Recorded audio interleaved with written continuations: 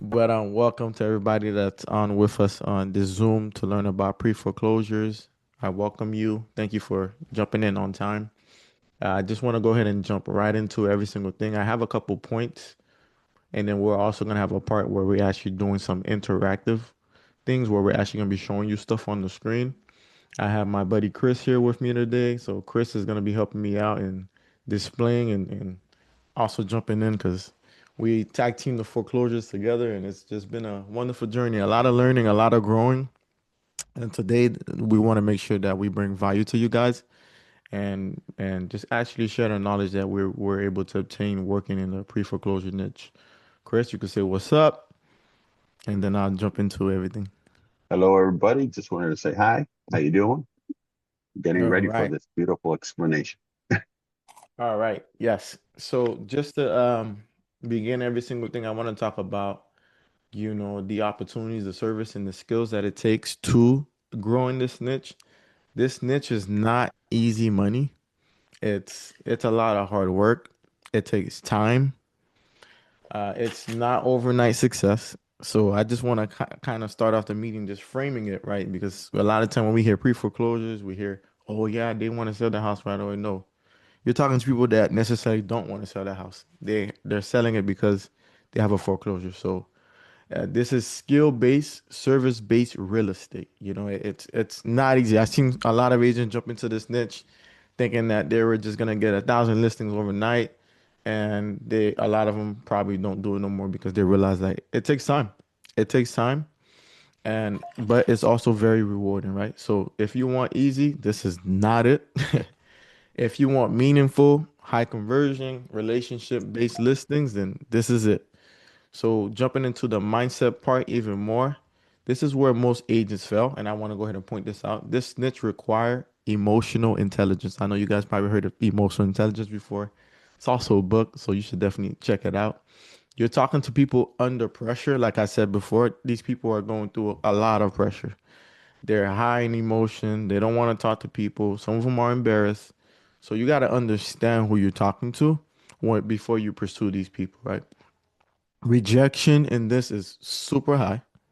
If you're someone that's afraid of rejection, you better build thick skin really, really fast because you're gonna get rejected a lot. A lot, a lot, a lot. But in the process of being rejected a lot, you're gonna grow and you're gonna learn a lot as well too. So follow up matters more than the first contact. I can tell you that 100%. Follow up is a very, very important part in the pre-foreclosure niche. Almost all of it is follow up. The first initial contact is great, but the rest is really like you're gonna get the deal or build a relationship with that individual through follow up.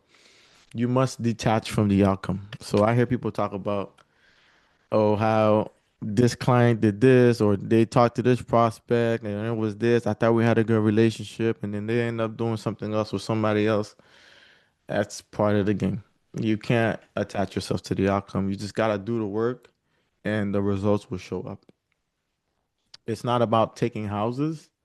It's about building, relationships that turn into business over time. It's about providing solutions before the bank does. That's literally how you gotta frame your mind. Like, I'm just here to help you and review your options. I'm here to provide you with options before the bank goes ahead and takes your house. So I know there's probably gonna be a lot of questions throughout this. If you can, just put your questions in the chat.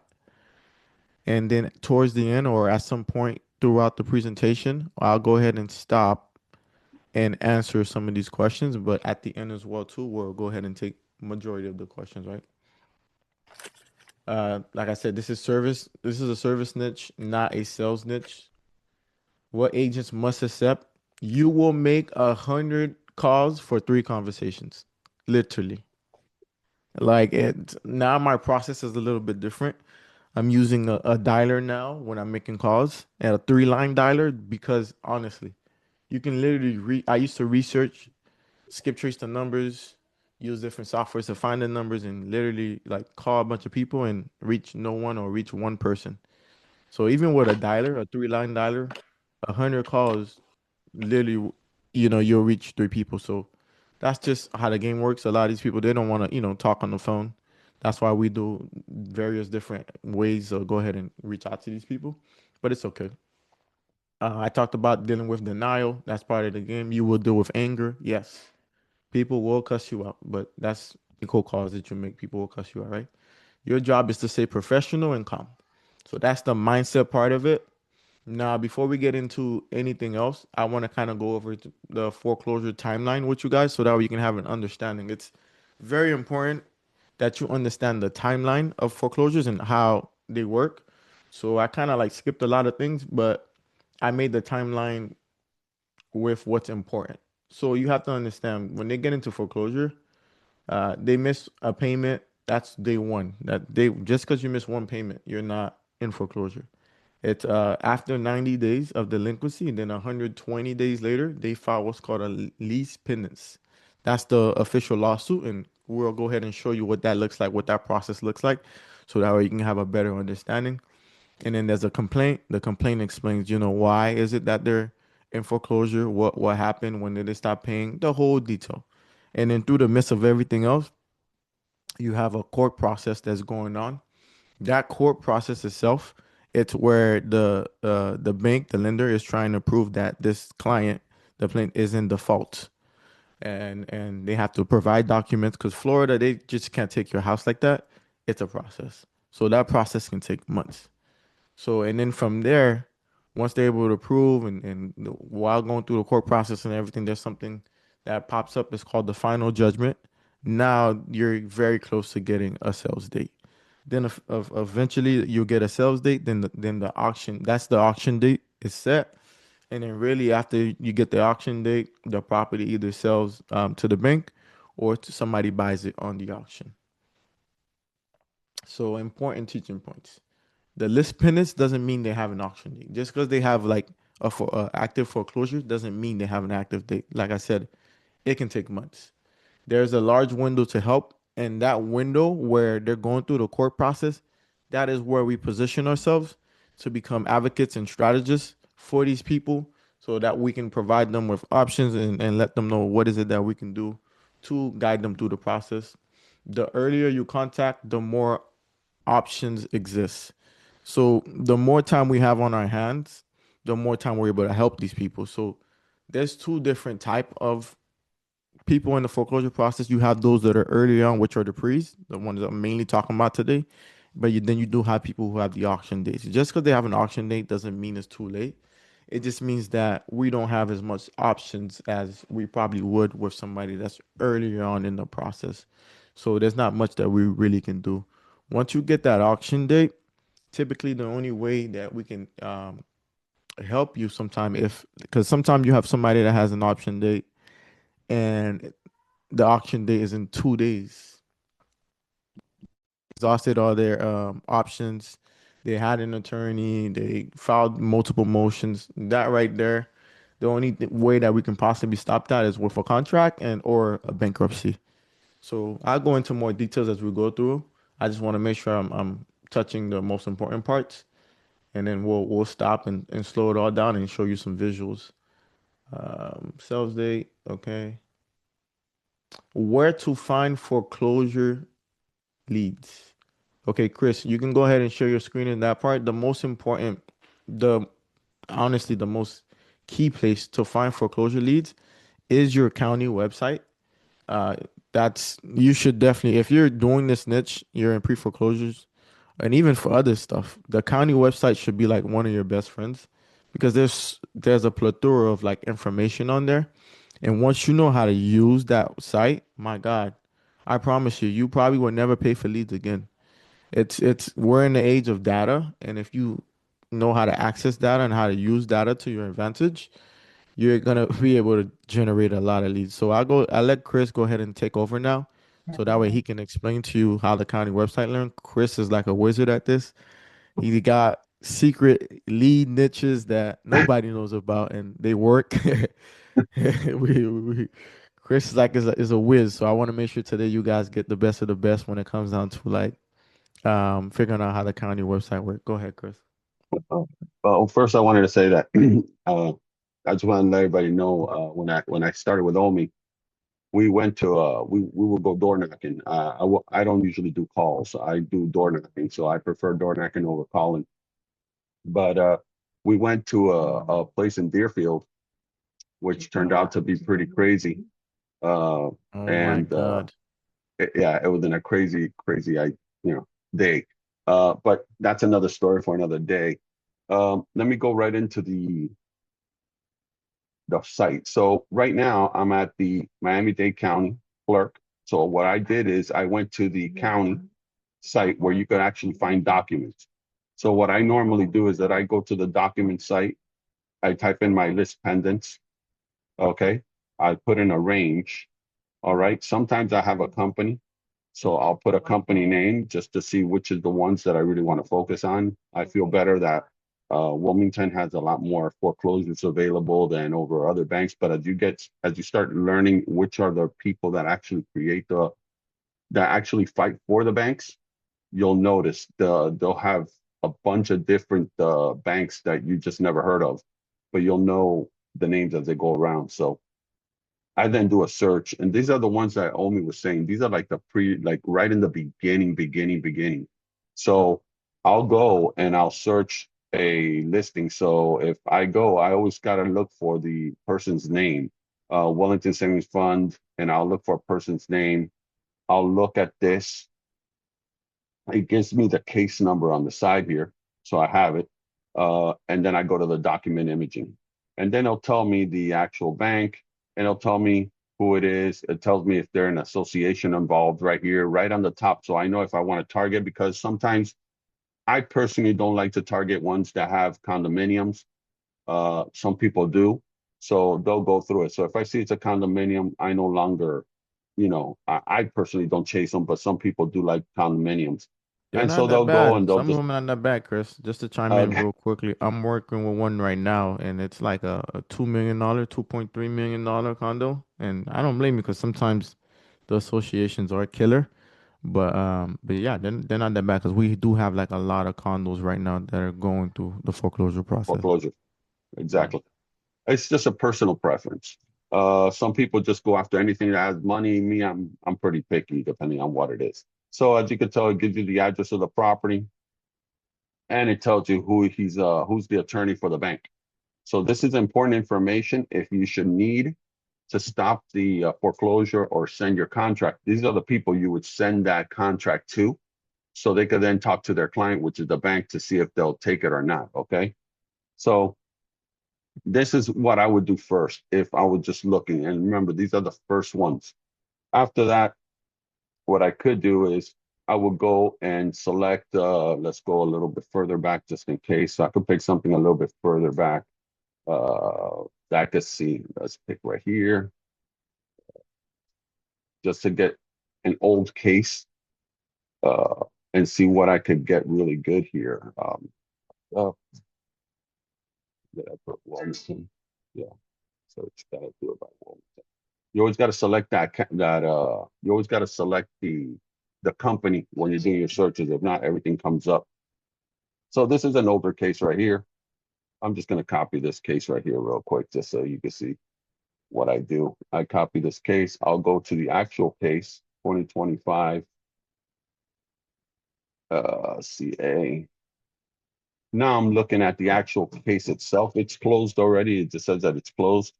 But sometimes what they mean is that it's closed, but it's still going to auction. It could be happening, depending on what type of service. But I just want you to guys to see what it looks like when they actually get the actual complaint right here. So this will be the full complaint so you guys could see it. So they would tell you Wilmington, the associations, the MERS, unknown tenant, and it gives you a pretty much of a good detail of what happens. They tell you everything that happened within the case. So that was pretty quick. They tell you everything that you need, how much money they owe, and so forth. So this is the important part of the complaint that you really need to figure out if you want to take the deal or not, because they'll tell you right here what's due. They'll tell you, see, they owe 76,489, and they'll tell you the reason why it went into foreclosure. So that's important. So After you go through that process, you could then call, follow up, and knock on their door and so forth, and you could go that route. Now, this is when the properties are already going to foreclosure and they have a sales date. That means they went through that court, they exhausted every option available. No one put a contract in, no one bought the property. So now they're going to the point where the county is going to start to actually put a date on. So over here, this is the foreclosure site for the county. Um, as you could tell, there's a sales date right here. Okay, for 3/2. This is a judgment. This is a coming up, so you guys can see when the next sales date is for this client. His case number, always remember, it's 2023. That little number in the front, that tells you when the case started. And his final judgment is that he owes the bank $133,000. Okay, in this property in Opalaka. So you guys could go right now to that property, talk to that client, and say, I have a buyer or I have a seller, or if they want to sell, I can list the property for you, so forth and so on, and do it. I mean, right now, he's going to go through that process. So when you click on the court, when you actually click on the case number, they'll take you right here, and then you'll see all that information, who are all the defendants, and this is your final judgment. So you guys can see what it really looks like. This is the final judgment, so you can see when the judge actually gave the result. Let's see here. Should be it. God willing, they might have moved it around a little bit. Let me see. Yeah, right here. See, consent of final judgment. So it tells you how much he owes and in detail. So it tells you who it is, what he owes.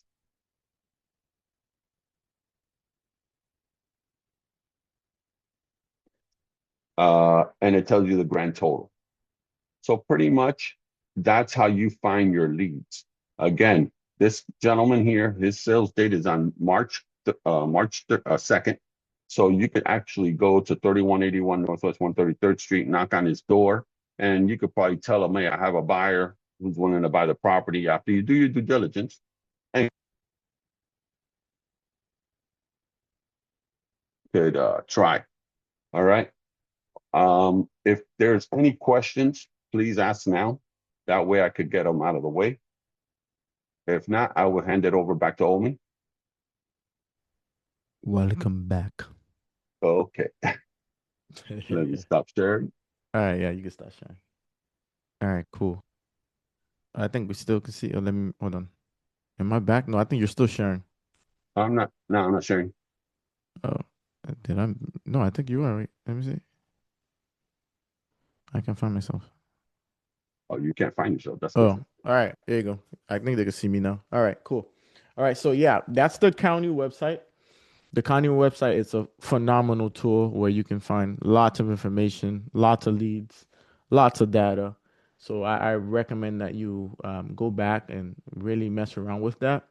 That is like the main hub for pre-foreclosure information because it's all public records, and a lot of people never even knew that. Like they rather just pay for the leads, but it's public records. The next place is World 2 where you can go ahead and look.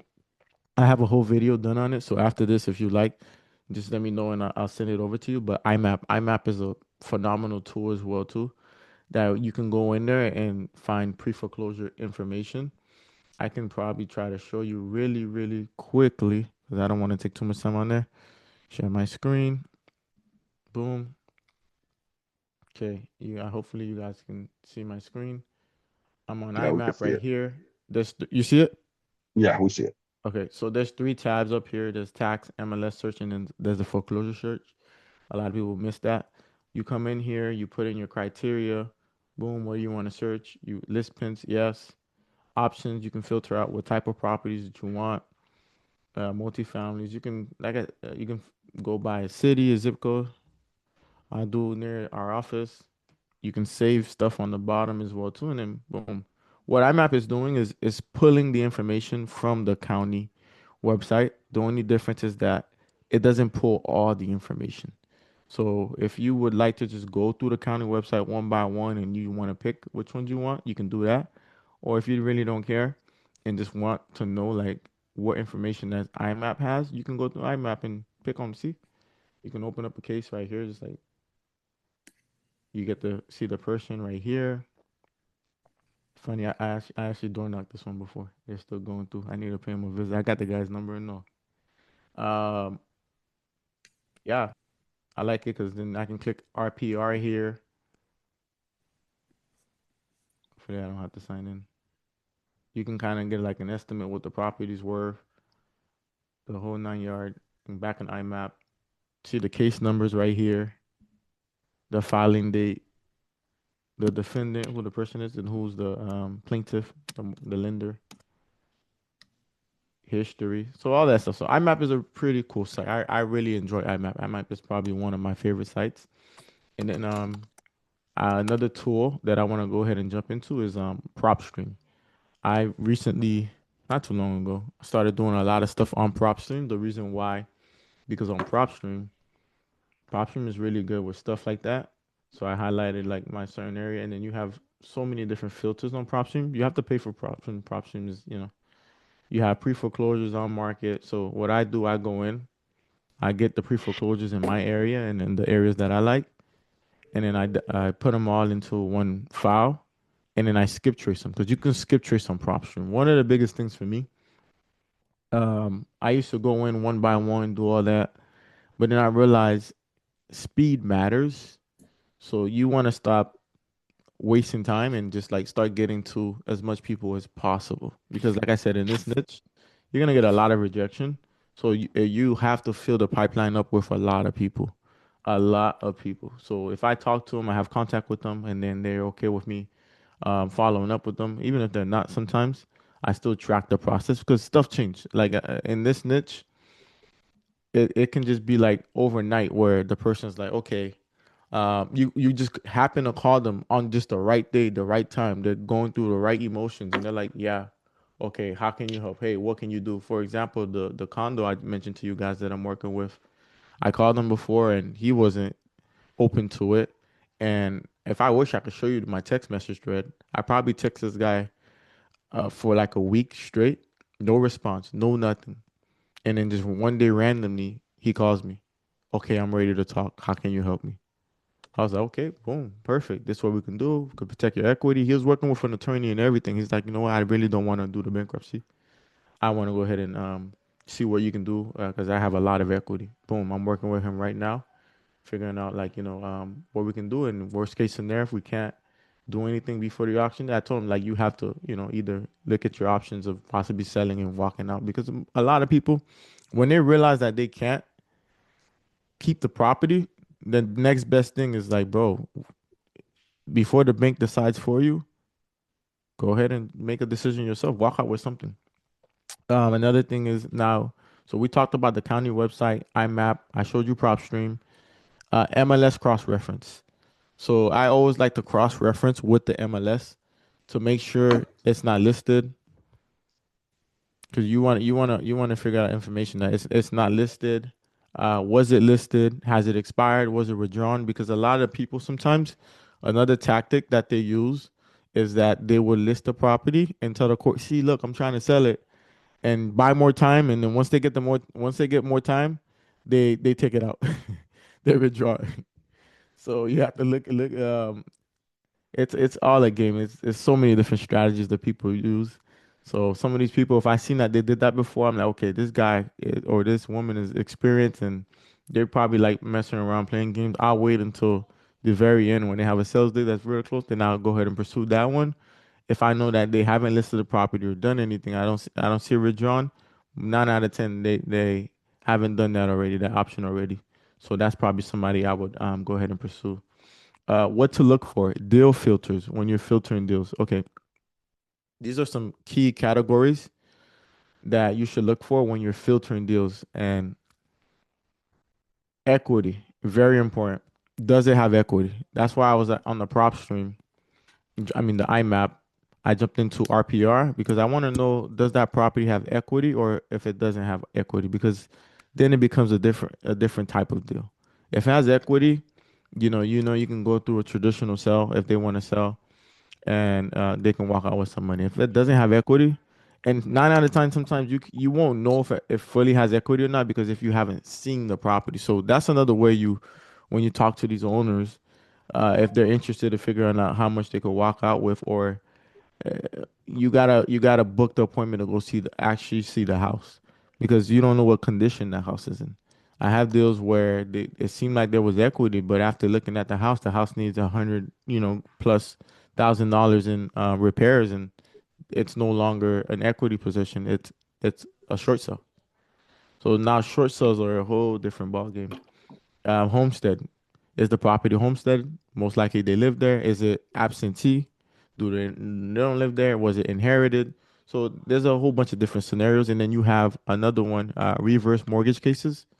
You're gonna see a lot of pre-foreclosure things that happen to be reverse mortgages because a lot of the older people now they can't pay their taxes or they didn't keep up with the property. Uh, they didn't pay their insurance. They switched their main address. So all these, if you have a reverse mortgage, everything that I just stated right now can trigger a foreclosure. You have there's certain rules and requirements that they require you to keep up with the property, and if you don't do those, they will put you in foreclosure. Chris and I had plenty of experience where we went to knock on somebody's door that was a reverse mortgage, and it was because they didn't pay the insurance or they didn't pay the taxes, and the bank is foreclosing on them. Well, usually when they fix that issue, they get out of foreclosure, but that's just the case.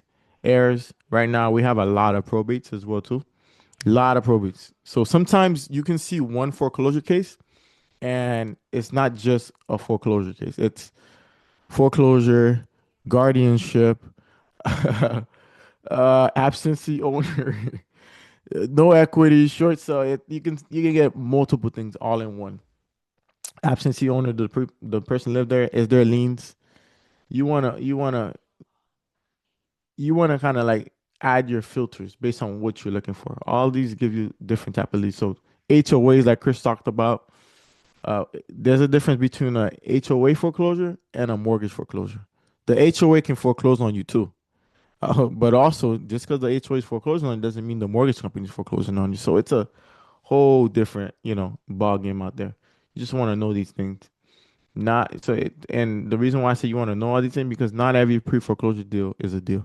We ran into people where it was a probate situation. They have lots. Was it like what $200,000 in equity, Chris? And the guy was like, "I'm not doing it. I don't want nothing to do with it." Some people they don't want Exactly. to go through the probate process. They don't want to deal Eh, with it.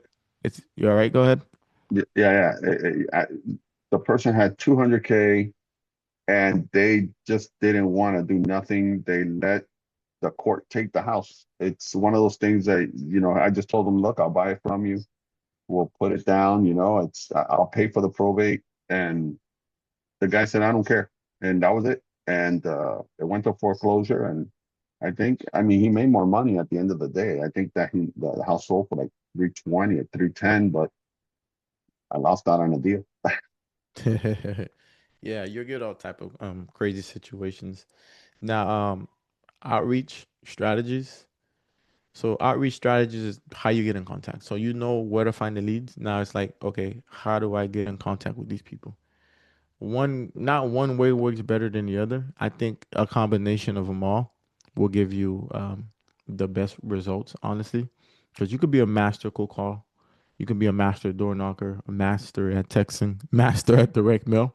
But if you do them all together consistently, you'll get a lot of results. And for sure, if out of all these, the one that I think makes a big difference that you should include in there is the door knocking for sure. It's that's like a game changer. So I'll go through every single one of them. With cold calling, it's fast, it's direct, a lot of rejection, like I said, and you have to make a lot of calls, high speed. So I recommend getting a dialer if you're gonna call these people through cold calling. Get a dialer. If you can talk to a lot of people faster. Yeah, and when you're talking to these people, you can't just jump in there trying to sell them. You got to be calm. You got to approach them in a certain way. And even in my script, sometimes I ask them, "Hey, do you have 30 seconds to talk right now?" And if they say okay, boom, they're open to it. You gotta kind of like ask for permission. Sometimes it's different. It varies, but it's a process. Door knocking, extremely powerful. Like I said, it's face to face. Face to face build trust. Lower competition. There's not too much people out there knocking doors these days. You have to be calm as well too, and respectful, because a lot of these people, again, like I said, they don't want nobody to know. They're afraid. They're embarrassed. So when you approach them, and when I talk to them on the phone as well too, I don't just go into be like, hey, you're going to foreclosure. They'll hang up on you. What I let them know is, hey, look, I see there's some lender activity, or I see, hey, I work with homeowners that receive notices from their lenders, and I noticed that your property has one. Just wanted to see if you spoken to anybody about your options. Do you have like 30 seconds to talk real quick? And just like that, like calm. If you too fast, they feel like you're trying to, take their house from them. With texting, you got to be short, professional. Hey, is this Mark reaching out about your house on here? A real estate professional in the area. I help homeowners who are having tough time with their mortgages. Something like that. Direct mail, I don't really do too much direct mail. If you do direct mail, there's a lot of competitions because I've gone to homeowners' homes and they gotten letters from attorneys, investors, will buy your house. It's a lot of mail. A lot of mail. I'm not saying don't do it, but the competition there is really, really high. So if I were to do it, it would just be like in a way of like, hey, I can help you better understand your options. That's always the approach to take. Okay, the rule: first contact starts the conversation, follow up closes the deal. So now we're on follow up. Chris, anything you want to say about the different outreach strategies that you want to talk about? Because I know your door knocking is your thing. Any tips you want to share? Yeah, when it comes to door knocking, I just want you guys to understand. I mean, these people already, most of them, depending on where you tap, where you touch them in the process, if you get them in the beginning, when you get that list pendants, they're still in the denial and they'll think that the attorney's going to be able to resolve every issue. But not everybody has called them or has sent mailers. So if you get them like right in the beginning, they haven't been bombarded. So that's one way of opening up that door as you being the first. And if you can nurture them from that point forward, all the way till they go through all their steps of denial, it's like a everybody has their steps. Well, the foreclosure has their steps as well. You gotta, nurture them through the whole thing. But if you could keep that contact going, they'll trust you more than anybody else. And anybody that sends a letter or goes knocking after the fact, or they're going to get 1,000 calls, you'll probably be able to, get the deal at the end. Now, the goal here is to always tell them that the longer they wait, the more money they lose, because the in every mortgage, and this is very important, every mortgage has a default clause, and that default clause says that the interest rate will rise up to a certain percent. I've seen that interest rate rise 12%. So what happens is, let's say you got a 4% mortgage. The moment you start going into that default, that 4% mortgage is no longer. They're tacking on the additional 8 to cover their expenses of the attorneys. Remember, the banks don't lose. So you got to explain this to that person. That way, that you're in their best interest. The bank's taking more money. So they're eating up their equity. So the faster they sell or the faster they resolve their problem, however they can, it's less money they're going to spend in the long run, because now they're spending money for the bank's attorney, plus they're going to be spending money for their own attorney. So just keep that in mind. Right, right, right. Yeah, no, that's true. So yeah, they don't really have much time. Thank you, Chris. Those are very good. I'm trying to see if I have. There was a tracker that I used to use before I started putting stuff into my CRM, because my next tip that I want to share is about your follow-up system. This is where a lot of people fail. Because you can door knock, you can call them, you can reach out to them, and they spoke to you. The conversation was great. I promise you, if you do not follow up, like I mean follow up consistently, somebody else is gonna do the deal. Like I had deals where we had a great conversation, we bonded and everything, and then boom, they were like, oh yeah, somebody called me, I signed with this person, or yeah, I just sold it to this investor, such and such. You like what? I thought we were like, bro. I had deals where I even went to the people's house. and it just like somebody just caught them at the right time. Like, no, I'm waiting, I'm such and such, and just right date. That's why the follow up is very important, and you remember the last conversation that you had with them, and you're tracking every single thing. So now, before I used to have like a spreadsheet, and I would do like color coding for my spreadsheet on Excel, and I would like, okay, if I door knocked it, I turned it blue. If I spoke to them on if it was an active deal and we're in motion, it was green. If I didn't get them, there was dead deal or sold or whatnot, I made it red. I'm trying to look for the PDF, but I can't find it right now. But now because I switched my follow up system, the way I have it now is I have follow up boss. That's my CRM. And in Follow Up Boss, what I just did, I created a section on the side and labeled it pre-foreclosures. So every single individual that I spoke to that's a pre-foreclosure that I had contact with, that I actually had a real conversation with, I put them in that tab. I don't just throw random contacts in there. Like I throw in the ones that I already spoke with. They know who I am. I know who they are. So now that's when we begin the weekly follow-up stage until something happens. Either they get out of foreclosure, either they listed the house, either they sold the house, whatever. I'm following up with them, so I'm tracking if it has an auction date, when it's getting an auction date, do they have an attorney now, or do they plan on getting an attorney, the loan servicer, hardship reason. I have all of that stuff, and every single call I'm updating it. I'm telling you, you don't realize you're not closing deals, you're managing timelines. It's If you're very good at doing that, you're always gonna get deals like this. Because pre-foreclosures now we see in Florida. Florida's like number one, right, Chris? Florida's like number one right now in Yeah. pre-foreclosures Yep. everywhere. Lakeland Where and like Lakeland is the city that's getting hit the most right now. Lakeland, Tampa, there's so many different, causes that are like affecting these foreclosures. So yeah, when follow up, if I could highlight anything, I'd follow up, man. Follow up is key. Hopefully through this, by the end, I can find that slide sheet that I have, the spreadsheet I mean that I have, and show it to you. Oh, I think it was right here. Perfect. I found it. I named it something different. Let me go ahead and is this? No, that's not it. Dang. Sorry guys, I got you happy for a little bit, but I'll find it. Um, but yeah, because I use it on Follow Up Boss now.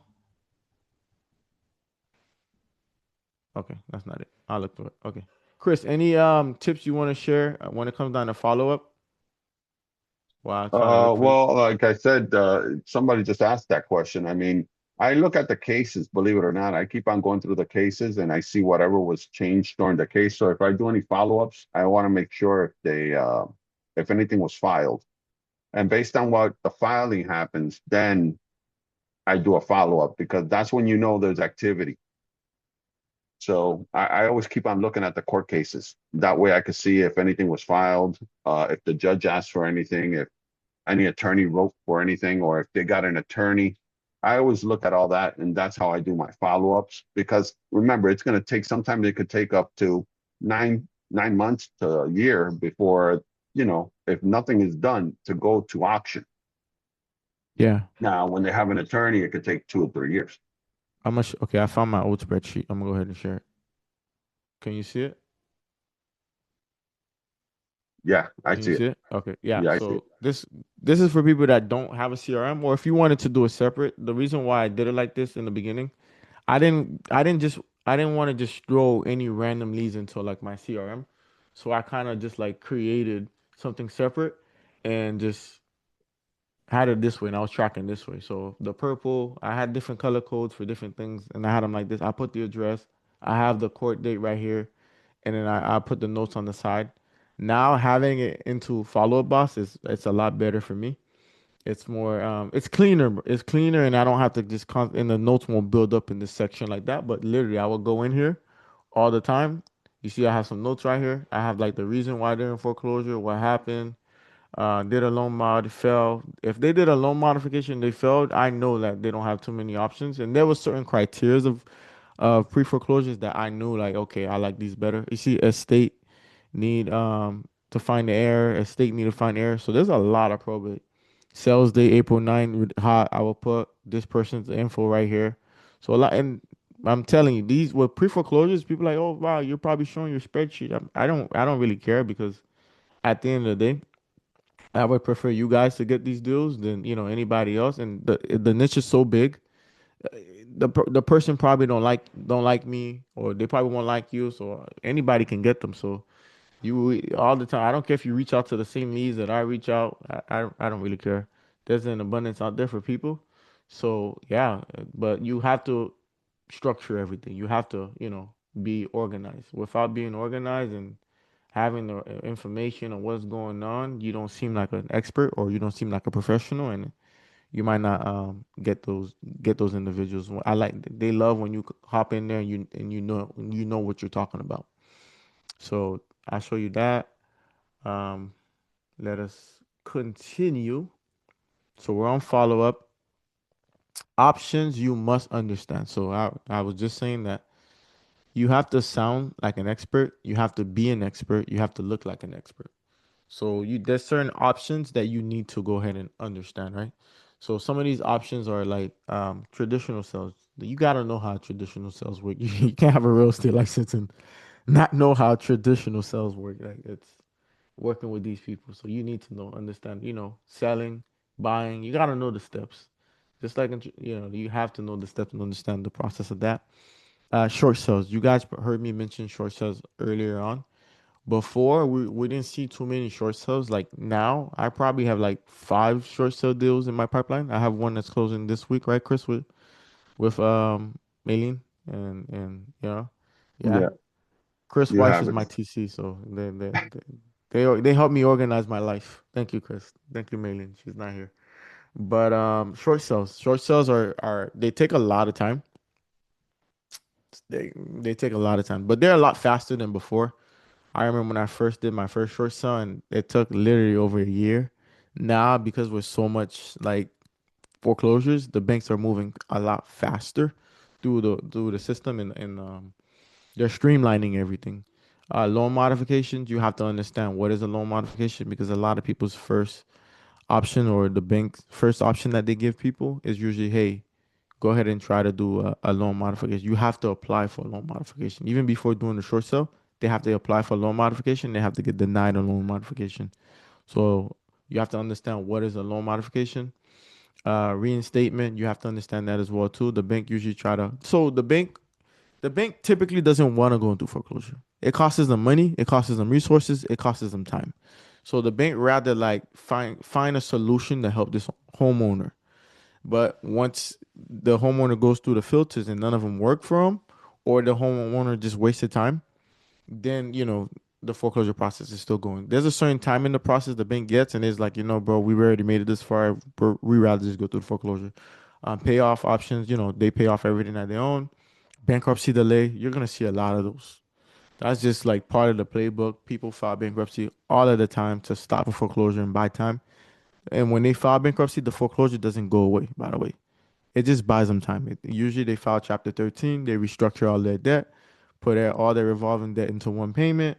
And I was like, in the back of my mind, if they couldn't pay their mortgage before something happened, when they filed the bankruptcy and they put all their debt in one, that's going to be a lot harder for them to go ahead and manage. So I see a lot of people that file the bankruptcy end up right back in foreclosure a couple months down the road. Reverse mortgage payoff. Like I talked about reverse mortgages before. So a lot of these foreclosures sometimes are reverse mortgages, cash investor sales. So sometimes these individuals, they're like, yeah, I want to sell, but I don't want to go on the market, whatever, such and such. I just want somebody to pay me cash. Okay, boom. And subject to, you're gonna get a lot of subject to offers, a lot. So you have to understand subject to. How does it work? I know Pace Mobley has a huge community of subject to, like understand it. So they're just taking over. Usually, if the person has a great interest rate, or it's just a good opportunity where somebody can just take over their mortgage and leave the mortgage under their name, and they give them cash, they walk out. That's another option as well too. The sub two. Uh, any questions on that part? Or you guys can write it in the chat and I'll go back. I seen Ellie been dropping a lot of questions. Thank you, Ellie. We'll make sure to answer those. Chris, anything from you My on pleasure. this part? Oh, go ahead. You have a question, Ellie? No, I just said my pleasure. Oh, okay. All right. Awesome. Chris, anything from you on that part, or we keep it Uh, pushing? no, no, I mean that's pretty much. I mean, I feel that if there was any other questions, I mean, they could have asked. But Okay. one more thing, just before we go, I mean, like Omi was saying, this is all about follow-ups, and I'm gonna be honest. I don't know how many. We've done a lot of foreclosure Fridays. We've done a lot of trainings. I've done a lot of trainings, and I'm gonna be honest. I might have trained maybe about 600, 700 agents, and out of those, maybe like five still do the foreclosure or the knocking on doors. Uh, it's all about consistency. That's the reality. So Facts. I mean, because at first it's all exciting, but when you go into that grind and you notice that's not producing, you start to drop off. So and Omi knows that because we were talking about that, about going back out and knocking on doors because he was doing more cold calling and so forth and so on. So if you don't continue, this is constant, and the niche, there's enough out there for everyone. I mean, 100%. it doesn't matter. Yep. 100%. So now I just wanted to highlight objections. I think it's very important to know the objections and how to handle them. So we're gonna do a quick segment on like objection handling, some of the common objections that you get from people. It's all the same thing. You're gonna hear it over and over again. One thing that I learned is that don't argue with them. You know, the moment you argue with somebody in distress, you lose them immediately. You know, homeowners are not understand math is because they're overwhelmed. So like I said again, there's the three things that are behind their objections are, fear, number one. They're afraid. They're like it's a scary process. Like they're losing their home. They're afraid. They don't know what's going on. So the number two, the other one is embarrassment. They're embarrassed. They don't want their neighbor to know. They don't want people that know them to find out that they're going through foreclosure. That sucks. It's like, man, it's imagine putting yourself in that shoe. Like that's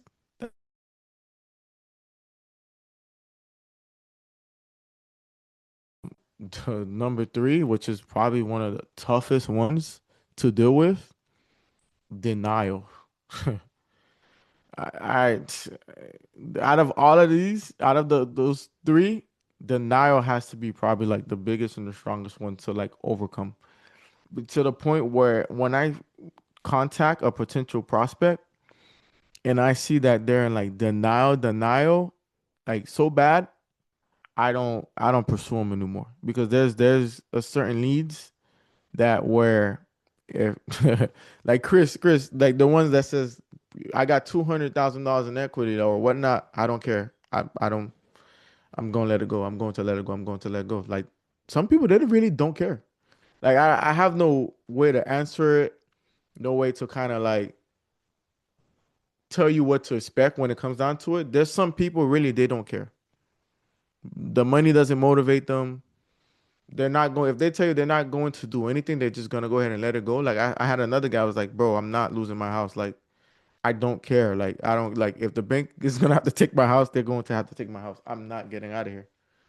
Once I see that denial is that strong, okay, bro, move on. There's too many leads out there. There's too many other people that really need your help out there. So um if you respond emotionally, sometimes you lose. If you respond calmly and ask questions, that's much better. Like that will help you out a lot. So common objections are like, I'm working with an attorney, I'm doing a loan mod, I'm not selling, or I have time. So if someone asks you, hey, someone says I'm working with an attorney, you gotta, clarify, like, don't compete. So a common way to kind of like get over that is like, okay, that's good. I'm happy that you're working with an attorney. You should absolutely have one. Are they helping you with the property strategy too, or mainly on the legal side? Because before I would go into like, hey, yeah, you have an attorney. Your attorney can't save your house. They can only buy you time. I sound very defensive. Yeah, I don't want to fight. I don't want to fight no more. You got an attorney. Great job. That's good. Now, what are they helping you do? Just the legal side, or they're helping you come up with an exit strategy also as well, just in case you run out of time or whatnot. Oh, I guess just the legal side. Oh, okay, cool. If they say, I'm doing a loan mod, is it approved? How far are you in the process? Hey, I just want to make sure you have a plan B, just in case, it doesn't work out. Because while you're going through the loan mod process, your pre-foreclosure timeline doesn't stop. It's going. So, I have situations where people where they're going through a loan modification and still the time they're running out of time, and they get to the point where they don't have any more time. So if that happens to you, do you have a plan B? Would it make sense for us to sit down to just kind of go over your numbers, review them, and just that way you have an idea and a backup plan just in case you don't get approved? That's it. No fighting. When they say I'm not selling, ask about their ideal outcome. I think too many times we always assume that the person wants to sell, and I see a lot of realtors, and I myself am guilty.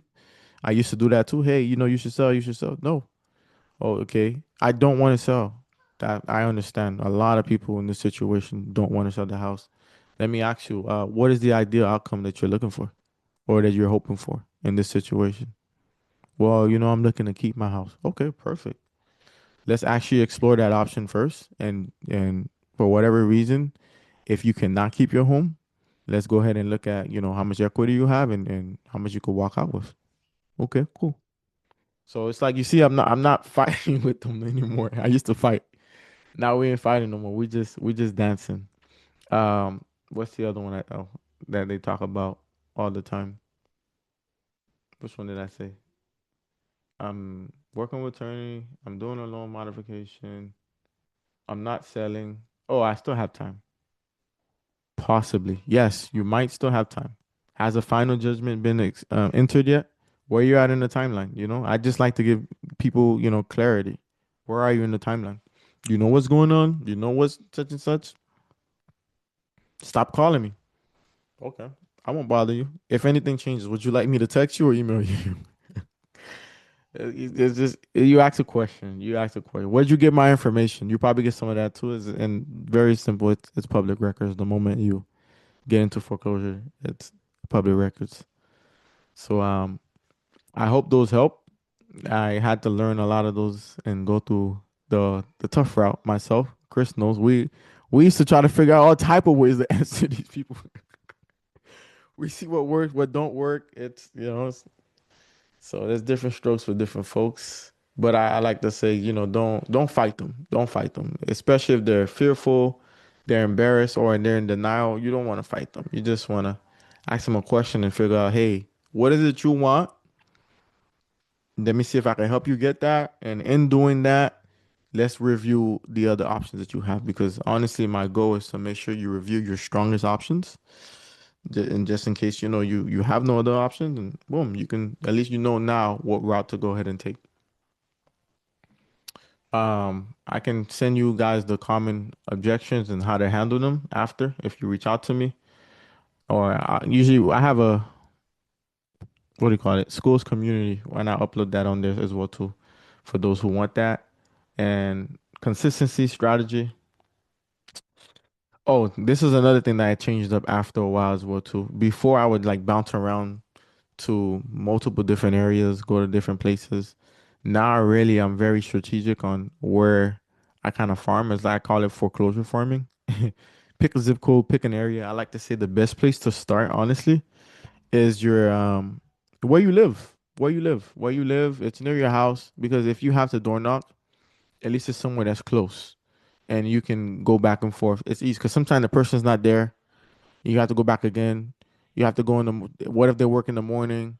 You come in the evening, or if they work at night, you come in the morning. So pick somewhere where it won't feel like a burden for you to go ahead and door knock. And rather than having uh 40 properties to go ahead and try to chase, pick five. Pick five that okay, these are my top five, and I'm going to be very consistent with these top five or top three.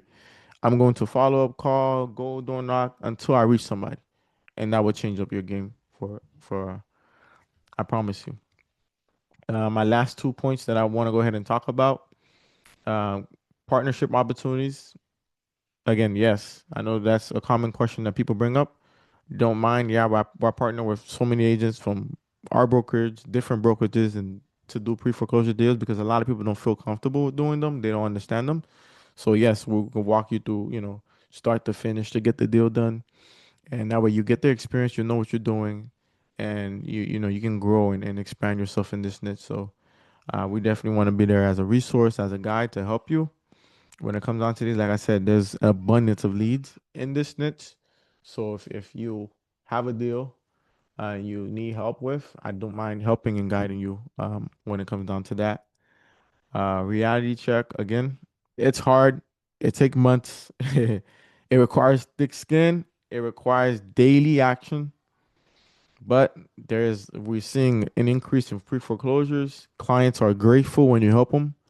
We have a lot of agents. I have agents that I know that, just started in the business or been in the business for a while that probably didn't do as much as they wanted to, and getting into this niche helped them start generating some business, generating some consistency and results. You build, and you build real skills. I think this niche help you build tough skin and help you get the skills that you need to be a good agent. Because if you're not following up, you're not being consistent, you're not getting rejected, what are you doing? So my last thing that I want to go ahead and touch, do have a community called Foreclosure Fridays. We used to do Zooms like every second Friday, but it's just been a lot. So here and there we pop in, but we're always there to help out, ask questions, and help people that want to go ahead and grow into this niche. So with that being said, that's the info that I wanted to share today. I hope you guys learned a lot. You benefited from it. Now we're just gonna go ahead and jump into the question part. So no, now the video won't be as long, and whoever watching it, if they want to stay for question, okay. So Chris, I mean, if you have a question, you can raise your hand, and we'll go ahead and pick you. Or if it's in the chat, I'm gonna go back through the chat and start answering questions. And Chris, feel free to chime in on anything that you want to go ahead and talk about, because I know you wanted to share something as well too. Well, yeah. First and foremost, when it comes to like working any foreclosure files, you're gonna need a good, believe it or not, you're gonna need a TC. And you're going to need a good one, Yes. and one that understands not only the process of a foreclosure, but also they do short sales, they do anything and everything. Because at the end of the day, not every TC knows every aspect. I mean, there are TCs that just know the contract, and that's as far as it goes. But then they don't know the rest of the stuff that, what title entails when it comes to foreclosure, or short sales, stuff like that. So, TC is very important. So just keep that in mind. Not, that's a shameless plug, but at the end of the day, it's the reality. No, Um, seriously, seriously. but that is for real, Yeah, because I you have, know. like I said, I have 5 short sale deals, and if I didn't have a TC, Chris' wife is my TC mailing, and shameless, but no, you gotta find a good one. She understands how the foreclosure stuff work, and because a lot of stuff is, like I said, it's tracking timeline. If you don't have the time for it, my goal is I focus on just like lead gen, and I want to go out there get more deals in the pipeline. I think one of the mistakes that we make as agents is that when you have a deal, we're working the deal instead of focusing on getting more deals and talking to more people. So once you have a TC and you have a pipeline, you have like a system that's able to help you manage these deals, you can focus on getting more of these deals. So go ahead, Chris. Yeah. And just to finish up on that, you know, not you guys really have something that, like I said, I'm an investor, me. I'm not an agent. So at the end of the day, when you guys go knock on these doors, you guys are there to try to list the property and get maximum amount of money for those clients. Me, I'm there to get the cheapest price possible. So me, I see you guys as my competition. But of course, I'm always willing. You never know when an opportunity will arise where, let's say, the house can't really sell on the market, via conventional or FHA because there's a hole in the roof, or the pool's cracked in the back. So those are the opportunities that when you guys are going over there to try to get that listing, you would say, hey, look, we really can't put it out in the market. It's going to be really hard. But that's when the investor like me will come in and say, hey, I have people that, are willing to buy, and we could put it out on the market as a cash offer and see what happens. So you guys got to keep that in mind, not just, you're there to help them at the end of the day, and try to get them the max amount of money that they can, because remember, when they sell, they're going to need to go and live somewhere else. So you're going to have to find them a spot. And trust me, we went with that with Omi. We took somebody from Miami Gardens and they moved to Homestead with their proceeds. So, we help as much as we can, but that's the reality. So keep that in mind. All right, Chris, I seen you've been answering a lot of questions in the chat. That's great. That's awesome. You saved me a lot of time. I Chris answered a lot of you in the chat, but I'll go ahead and okay. If you still have a question, feel free to go ahead and just like unmute yourself and ask the question or put it in the chat and I'll answer. Let me see. Okay. How do we calculate the prices? Do we go by the foreclosure amount? Elaborate on that. What do you mean calculate the prices? Gotta run. Okay, awesome. Yeah, feel free to go, by the way, too. You don't have to stay if you have to run. This is just the question part. We just want to make sure we answer everybody's question on this part. But Chris, I see you went through and you answered everybody on here Well, so far. so calculating the price. When you're saying calculating the price, are you talking about the sales price? No, that would be a regular standard sales. Your regular due diligence. You would do you know, uh, you would do your prospecting. You run your RPR report, and you see what's on the market. Now, remember, you're the agent at the A based on the comps. Yeah, Uh, comps. yeah, based on the comp. So what you would do is, but you got to remember, I mean, your comps are not always going to be 100% because it depends how much repair they have to do to the property to get it to those comps. Does that make sense? So if there's a hole, like I said again, a hole in the roof, you can't use those comps because there's going to be repair. So you're going to have like a idea. And I always tell people to do this. Go to IKEA. IKEA is always a good place, and get numbers for bathrooms and get numbers for kitchens. So at least when you walk in somewhere, you could always say, okay, a new kitchen costs so much because I saw it at IKEA, or a new bathroom will cost so much based on all this thing because of I saw it at IKEA. And you get that as a number. Whatever IKEA says, I always put up 25%. And that's what I use as a base number if I have to replace something. You know, I hope that answered the question. I saw one that was damaged, so I'm confused on this ARV 70% thing. Uh, if I'm correct, you're probably referring to the calculation that investors use when they're buying a property. They want to buy it, 70% of the ARV price. That's just a calculation that investors use to buy. It makes sense for certain deals. I use that calculation as well too. So, yeah, I think Chris answered you. But yeah, guys, thank you so much for hopping on. If you do have any additional questions, feel free to, reach out to myself. You can message me, you could text me or message me on WhatsApp, and I'll be more than happy to help you out. I'll drop my information in the chat. Thank you for the information, Omi and Chris. You're Appreciate welcome. it. You're welcome. You're welcome. So, Thank you. so how would we know if we choose the right home? If they're in pre-foreclosure, they're willing to work with you, it's the right home. You go from there. Don't overthink this. Like too many people overthink this. If you overthink this, you won't do anything. Just go out there, get contacts, meet people, grow your business. But yeah, thank you guys for hopping on again. Hope you have a wonderful rest of your day. For more information, you can reach out to us, and we'll point you in the right direction. Okay. God bless, and I'll see you guys on our next training. Take care.